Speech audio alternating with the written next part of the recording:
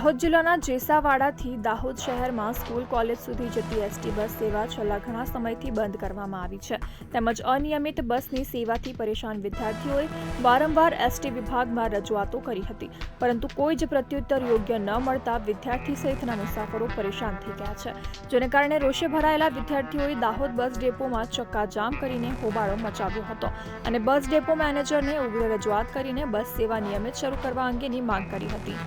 જો કે ડેપો મેનેજરે બસ સેવા શરૂ કરવાની બાહેંધરી આપ્યા બાદ બસ ડેપોમાં સર્જાયેલો ચક્કાજામ મુક્ત કરવામાં આવ્યો હતો।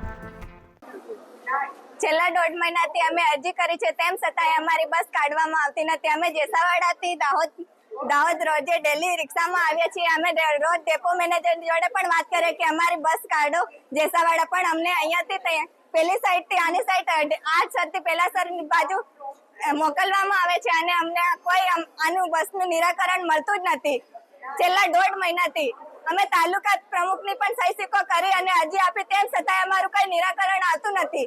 તો અમે કરીએ તો કરીએ શું?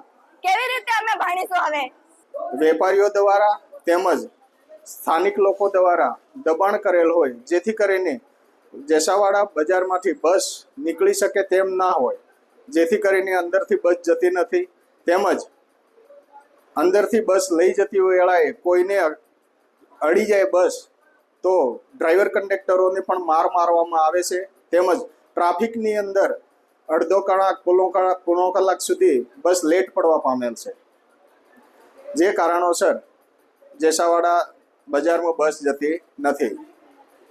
આજની રજૂઆતને પગલે વિદ્યાર્થીઓ માટે જેસાવાડાથી આ બાજુ ચોકડી ઉપરથી બસ વળાવવાનું વિદ્યાર્થીઓને કહી અને અત્યારે રવાના કરેલ છે।